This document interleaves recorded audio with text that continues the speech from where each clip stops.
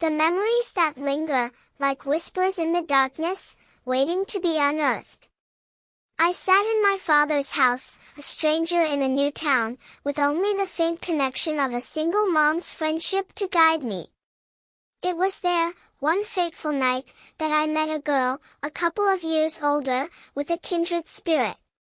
We'd become acquaintances, sharing stories and laughter, our bond strengthening over time.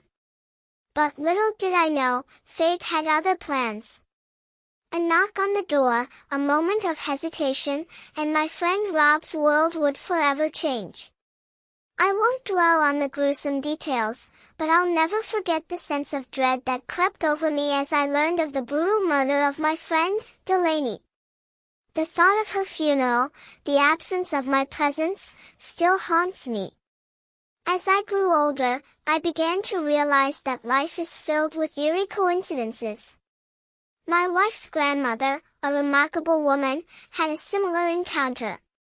She was walking home from the library, her footsteps echoing through the deserted streets, when a sinister figure emerged from the shadows. But she was no ordinary woman. With a .38 in her purse, she fought back, shooting the attacker in the neck. The man spent 5 years in a prison hospital before his untimely death. My own childhood was marked by an unsettling series of events.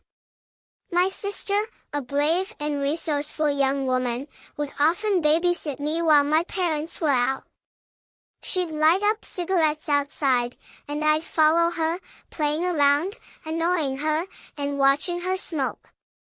One day, she noticed a white SUV with tinted windows parked at the end of our driveway. It returned the next day, and the day after that, always watching my sister. My father, a sheriff's deputy, called the authorities, but they never found the vehicle. The SUV's presence became a regular occurrence, until my sister decided she'd had enough. She confronted the driver, and my father, armed with his gun, chased after the SUV as it sped away. Another time, I woke up in the middle of the night, sitting up in bed, and saw our cat sitting in the doorway of my mom's room. As I watched, the cat walked into my room, meowed, and I turned to my mom, who was now awake. We both looked back at the doorframe, and a man was standing there, making his way out of my mom's room. My mom, with lightning-quick reflexes, threw me out of the screen window, and we both followed, screaming for help. The police arrived, but they found no signs of forced entry, only that our front door was unlocked. Years later, I experienced another unsettling encounter. As I was doing laundry in my basement, one of the lights blew out. I finished my task, dreading the dark walk back through the basement. As I exited the laundry room, I heard a loud, cackling laugh, like a witch's, right behind me. I didn't hesitate, bolting up the stairs. I never told anyone about it, and the sound has never returned. And then there was my friend Minji's story. She was tutoring a high school boy in her one-room apartment in South Korea when he asked to stay overnight.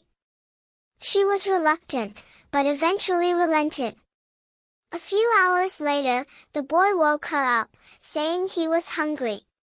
It was 2 a.m., Minji's eyes widened in disbelief, and I couldn't help but wonder what had transpired in those dark hours. These stories, though disjointed, share a common thread: the unknown, the unexplained, and the eerie. They remind me that life is full of mysteries, and sometimes, the truth lies just beyond our grasp. The darkness crept in, like a thief in the night, as Minji and I stood outside her apartment, the moon casting an eerie glow on the desolate street. I had woken up in the middle of the night, my heart racing, to discover a man sleeping under her bed. The police arrived, and we learned that a homeless man had been living in her apartment, hiding under the bed for 2 months. The thought sent shivers down my spine.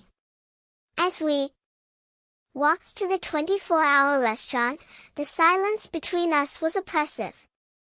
My mind was consumed by the unsettling discovery, and I couldn't shake off the feeling of unease. The neon lights of the restaurant seemed a distant beacon, a fleeting respite from the darkness that lurked within. Little did I know, this was only the beginning.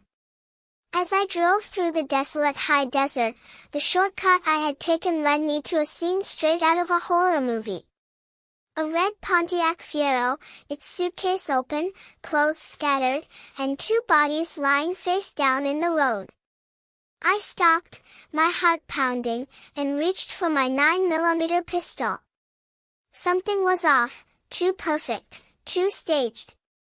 I dropped into first gear, punched it down, and drove past the bodies, my mind racing with worst-case scenarios. As I continued driving, I caught a glimpse of people emerging from the tall grass, their faces twisted in a macabre dance. My right foot slammed the gas pedal to the floor, and I didn't slow down until I reached the I-40 East on-ramp. I would never know what would have happened if I had stopped to check on the bodies. The memories of that night still haunt me, like the screams that echoed across the James River. My friends and I had been fishing, enjoying the peaceful evening, when suddenly, the air was thick with an uneasy feeling. The sound that erupted from the other shore was unlike anything I had ever heard, a blood-curdling scream that made every hair on my body vibrate. As we retreated to our trucks, the firelight casting an ominous glow, we waited for another scream, but it never came. The third scream, however, came from the bushes just yards away, and we hightailed it out of there, leaving behind our gear and our sanity. The memories of that night still linger, like the fear that gripped my stomach when I realized my family had been out and left the back door open. I jolted out the front door, racing to the neighbors, my heart pounding in my chest. The police arrived, and we discovered that someone had simply walked into my house, leaving no sign of forced entry or theft. But the most unsettling memory of all was the one of my daughter, her eyes wide with fear, telling me that there was something living in her closet.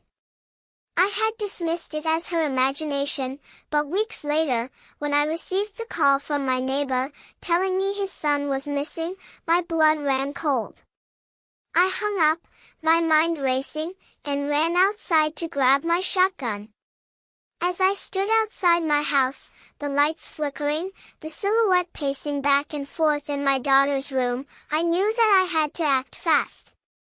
The deputies arrived, and when they entered my house, they found the neighbor's son, waiting in my daughter's room, his eyes fixed on her sleeping form in the moonlight.